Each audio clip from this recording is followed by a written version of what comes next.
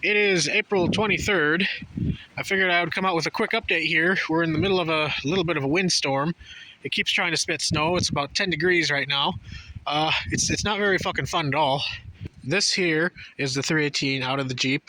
Finally got that out. It was a pain in the ass, so I didn't end up filming any of that.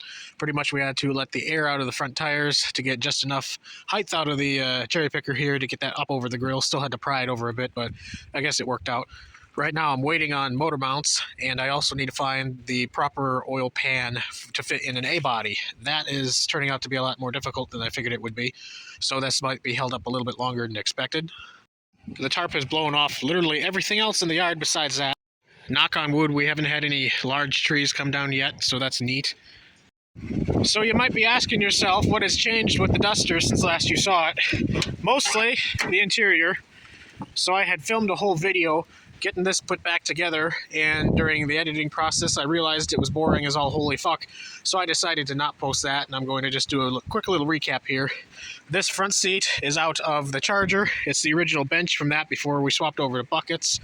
It's completely torn up on the driver's side. This seat cover has been in 5 different vehicles I've owned. This seat's been in 3, but it's going to work for here. It's leaned back a little bit more than I think the factory bench for this would have been, so the driving position isn't going to be great, but it's better than sitting on a fucking milk crate. Other than that, the floor has been patched as shittily as humanly possible because I don't want to spend any time or money on this, but it covers up the holes in the floor. Also, back seat is cleaned and back in the car. I have all of the interior panels besides that one right there. I still got to put in all the interior put back together. Now, as soon as it warms up again, I'm going to actually clean it because this dash is actually pretty nice, and I think it'll clean up half decent. I don't know, it looks a little bit more like a car now, more complete, I guess, even though it's all shitty parts that went back in it. It's, there. Also, the back bumper is on the car again, and it looks fucking stupid because I don't have that plastic piece that spaces it out from the body, because this was well into the period of 5-mile-an-hour bumpers that made everything look stupid, thanks to the government. This piece right here is what I would need to make that look half decent. Do any of those still exist in one piece though? Probably fucking not, because it's just a hunk of plastic. But yeah, that's about as far as I've gotten with the car. I guess when you do one quick recap, it seems like you've done a lot less than when you do a whole half-hour video of self-tapping an interior back together. Also, you might notice there's not a Jeep right here. So I listed that for $700 or best offer. 2 days later, I had a guy come out. He owns a local antique shop and stuff, has a little junkyard behind it. I guess he had a couple other YJs, and he wanted the fiberglass topper canopy thing deal on the back of it. So he bought it. He didn't try to haggle at all, and then he picked it up and flat towed it 5 miles back to his place. So that was interesting, but a couple bucks to throw into the Charger to get that on Alaska Speed Week. If it ever, decides to fucking become summer, I'm going to try to finish this and get that sold beforehand as well, just to throw more funds into the Charger. As it is, getting a windshield is going to be the most pain in the ass step of this process.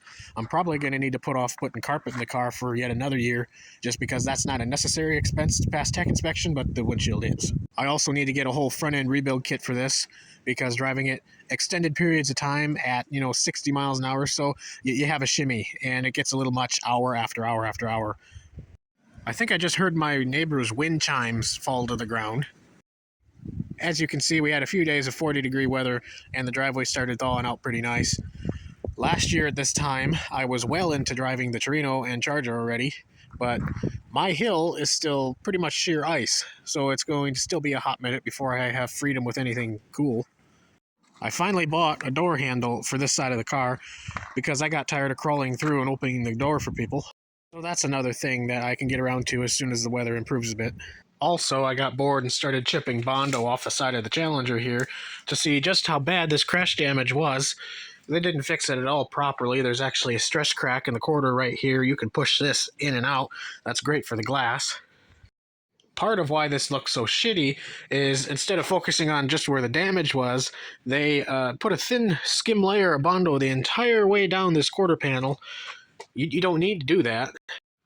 So I'm going to chip and sand everything back down to the original metal, see how bad everything actually is, and see if I feel like fixing it. Of course, the proper way to do this would be to hang a new quarter on the car, It's not worth that effort, so we're not going to do that. Plus, just shipping the fucking quarter up here would probably be like $400. This was one of the pieces that fell off the car. You can see how thick it was there right in the center. That was the only contact point with the quarter too, so that's neat. And this, they actually made the body line of the car out of, this is probably a whole tub of Bondo right here. I should list those on eBay and put stupid Mopar guy prices on them. When it warms up above see your breath temperatures, I need to vacuum this all out and cut out everything that's soft and see what I'm left with here. I think I'm going to need probably about, 4 street signs or so to get this back up to par. They'll be legally obtained, by the way. So that's about where everything's sitting right now. The Duster's a little more complete than it used to be. Something I didn't show you is I also patched a giant hole that was in the trunk pan. I don't know why, but somebody in the past cut out the spare tire compartment, and it just left a giant fucking hole I could fit my fat ass through. So that being patched again is going to add a little bit of structure to the car because, this is a unibody and the floors kind of, are the structure. But we're not going to worry about that because this is Alaska.